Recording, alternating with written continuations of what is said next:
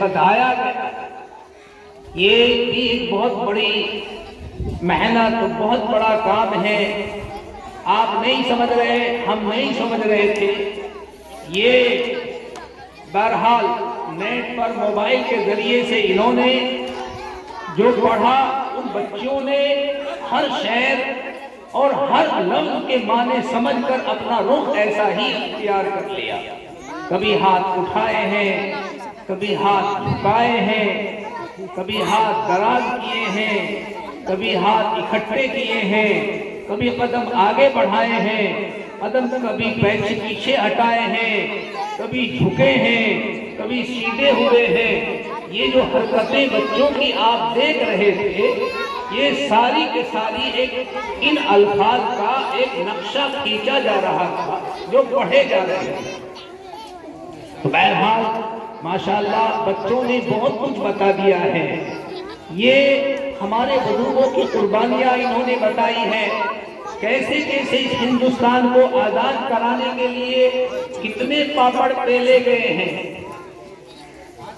1601 में, सन 1601 हिजरी में हिंदुस्तान में अंग्रेज दाखिल हुआ और उसने अपने कदम जमाए, अपने पर फैलाए, अपनी बाजू दराज की और पूरे हिंदुस्तान पर छा गया।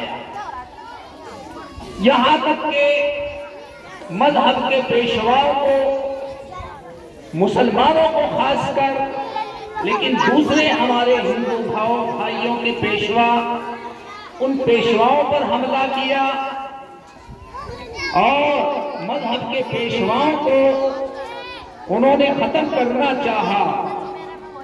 और खासकर हमारे उलमाए किराम को तख्ताए दाद पर किस तरीके से लटकाया गया। एक दो नहीं, हजारों बल्कि लाखों मुसलमानों की जानें इस आजादी के लिए दी गई है। इस आजादी वतन के लिए कितनी कुर्बानियां मुसलमानों ने पेश की है। मौलाना जलालुद्दीन थानेसरी मुसलमानों ने, हम लोग मुसलमान तारीख को भुला बैठे हैं। ये दूसरे हमारे भाई भी जानते हैं, हालांकि तारीख में हिंदुस्तान की आजादी में सबने हिस्सा लिया है।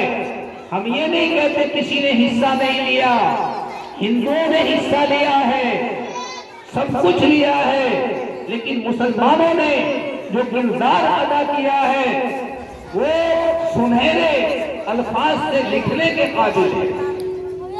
सबसे पहले अंग्रेज को भगाने के लिए 1857 की जंग आजादी शामली में लड़ी थी और उलमा ने कितनी कुर्बानियां दी। हमारे हजरत मौलाना मोहम्मद कासिम साहब दारुल देवबंद के जो बानी मुहतमिम हुए हैं, उनके हाथ में तलवार थी। मौलाना रशीद अहमद साहब गंगोही मौजूद थे। क़यादत सब की हजरत हाजी इमदादुल्लाह साहब मुहाजिर मक्की रहमतुल्लाह अलैह फरमा रहे थे। और इधर हमारे इस इलाके में, इस दो आबे में हजरत मौलाना हाजी इमदादुल्लाह साहब मुहाजिर मक्की रहमतुल्लाह अलैह क़यादत फरमा रहे हैं। पंजाब में मौलाना जलालुद्दीन थानेसरी के हाथ में झंडा है। और अजीब अजीब हाल है, कैसे कैसे इन्होंने जेलें काटी हैं। इस हिंदुस्तान की आजादी पर कत्ले कितने कत्ल हुए हैं। यहाँ लाल किले से लेकर खैबर तक दो ही दरख्त नहीं था जिस पर किसी मौलवी का सर न टंगा हुआ हो। मौलवियों को हाथियों पर खड़ा करके और उनके हाथों को दरख्तों में बांध दिया गया, हाथियों को हटा दिया गया और इस तरीके से वो गोया दरख्तों को लटके लटके उनकी जान निकल गई। राजा रणजीत सिंह लाहौर की जामा मस्जिद में 80 मौलवियों को रोजाना फांसी देता था। मौलवियों को 80 मौलवियों को गोरों में बंद करके दरिया में डाला जाता और गोलियों का निशाना बनाया जाता। हज़रत मौलाना अताउल्लाह शाह बुखारी, ओह क्या हाल था, जिनकी तकरीर अंग्रेज के खिलाफ इस तरह होती थी, एक हाथ में कुल्हाड़ी होती थी, एक हाथ में तलवार होती थी, बरहाना नंगी तलवार और कुल्हाड़ी हाथ में, अंग्रेज के खिलाफ इस तरीके से तकरीर फरमाते। मौलाना हुसैन अहमद मदनी ने जिस दिन हिंदुस्तान की आजादी का ये दिन जो मनाया जा रहा है, जब आजादी का मामला पेश आया तो जलियांवाला बाग है गुजरांवाला में, जो इस वक्त वो पाकिस्तान में आ रहा है, उस वक्त वहां मौलाना हुसैन अहमद मदनी की तकरीर हुई और गोरों की अंग्रेजों की फौज लगी हुई थी कि जो स्टेज पर माइक पर आकर बोलेगा उसको गोली का निशाना बना दिया जाएगा। उस वक्त मौलाना हुसैन अहमद मदनी नफ़्फ़रल्लाहु मरक़दहू स्टेज पर आए और फरमाया, लिए फिरती है बुलबुल चोंच में गुल, शहीदे नाज की तुरबत कहाँ है, खिलौना समझकर न बर्बाद करना, हम भी किसी के बनाए हुए हैं, फरंगी की फौजों में हुर्मत के फतवे सरेदार चढ़कर भी गाए हुए हैं, शजरे आजादी को खून दे के दी सींचा, फल इसके पकने को आए।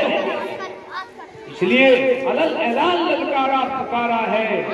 अल्लाह कुर्बान जाइए दीना हाल में, कराची की दीना हाल में हज़रत मौलाना हुसैन अहमद मदनी नफ़्फ़रल्लाहु मरक़दहू को पेश किया गया तो मौलाना मोहम्मद अली जौहर ने कहा, हजरत आज बयान बदल दो, बयान बदल दो, खतरा है जान का। और मोहम्मद अली जौहर, बयान नहीं बदला जाएगा, ईमान बदल जाएगा। अगर बयान बदल गया तो ईमान बदल जाएगा। नहीं बदला और अपना कफन निकाल कर दिखाया हज़रत मौलाना हुसैन अहमद मदनी ने कि मैं अपना कफन अपने साथ लेकर आया, अपना कफन अपने साथ लेकर आया। इस तरह हमारे इन बुजुर्गों ने कुर्बानियां पेश की है। क्या क्या बात बताएं, बहुत सारी बातें इन बच्चों ने बता दी है।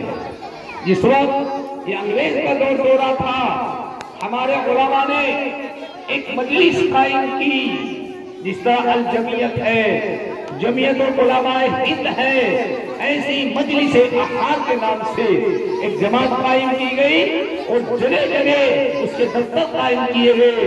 कादियान में जो गुलाम अहमद कादियानी जहां था, उसी कादियान में हज़रत मौलाना अताउल्लाह शाह बुखारी ने वहीं जाकर दफ्तर अहरार का दफ्तर, मजलिस अहरार का दफ्तर कायम किया।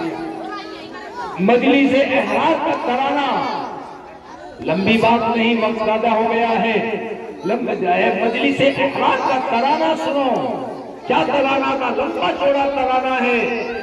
मजलिस अहरार का अंग्रेज के खिलाफ उलमा ने एक तराना गाया था। ये बच्चों ने तराना सुना है, बच्चियों ने तराने सुनाए हैं।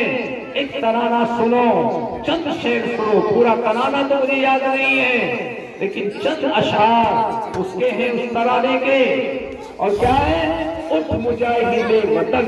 उस वक्त एक तराना था मजलिस अहरार का अंग्रेज के खिलाफ, उठ मुजाहिदे वतन डाल दोष पर कफन, उठ मुजाहिदे वतन डाल दोष पर कफन, कुंद तेग है तेरी सआर पर चढ़ाएगा, असलिहा सजाएगा, हाँ कदम बढ़ाएगा, असला तो सो तर्क करदा कौम है नमाज़े खौफ क्या, बात ये बताएगा, इत्तिक़ा सिखाएगा, हाँ कदम बढ़ाएगा, हाथ में अलग उठा, तेज कर कदम उठा, वक़्त-ए-क़िताल तक जैश को लड़ाएगा, तू परा जमाएगा, हाँ कदम बढ़ाएगा।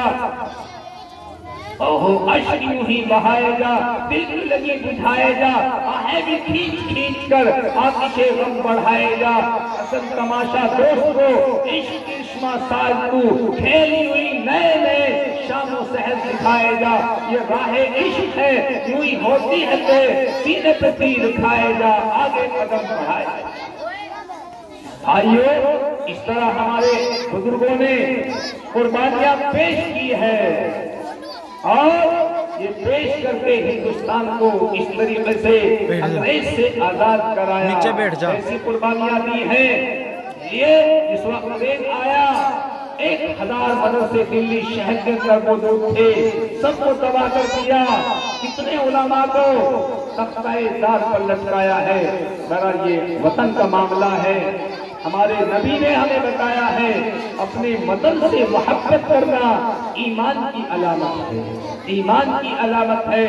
अल्लाह का इनामदार ताज़दार दो आलम सल्लल्लाहु अलैहि वसल्लम को मक्का मुकर्रमा वालों ने जब मजबूर कर दिया निकलने पर, आप निकले और मक्का मुकर्रमा से निकलते हुए आप मक्का मुकर्रमा की दरो दीवार पर हसरत की नजर डाल रहे थे और फरमाते थे, ए मक्का शहर, तू मुझे दुनिया में सबसे ज्यादा अजीज है, मुझे हर चीज न छोड़ता अगर ये तेरे सुकून या मुझे रहने दे।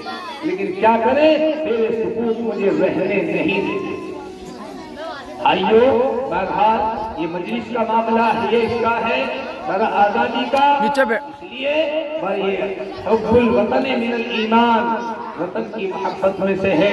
तो हम अपने वतन से मोहब्बत रखते हैं, मोहब्बत रखते हैं और इसलिए हम इस वतन को अपना बहुत ज्यादा अजीज समझते हैं और इसके लिए हम दुआएं मांगते रहते हैं, ऐ अल्लाह हमारे मुल्क की हिफाजत कर, हमारे मुल्क की हिफाजत फरमा या अमन कायम फरमा। जिस तरह मिलजुल कर हिंदुओं ने, मुसलमानों ने, सारे भाइयों ने मिलकर अंग्रेज दुश्मन से हिंदुस्तान को आजाद कराया था, ऐसे ही हम सबों को मिलकर इसकी तरक्की की तरफ इसको ले जाने की अल्लाह हमें तौफीक अता फरमाए।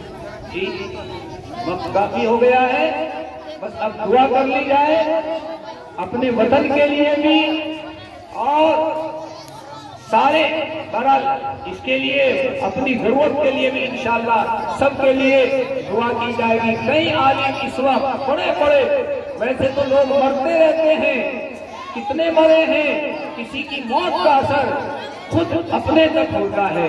कोई मर गया, उसके खानदान को, उसके घर वालों को, बीवी बच्चों को उनकी तबीयत वो मुतासिर होते हैं, लेकिन जब कोई आलिम मरता है पूरा आलम मुतासिर होता है।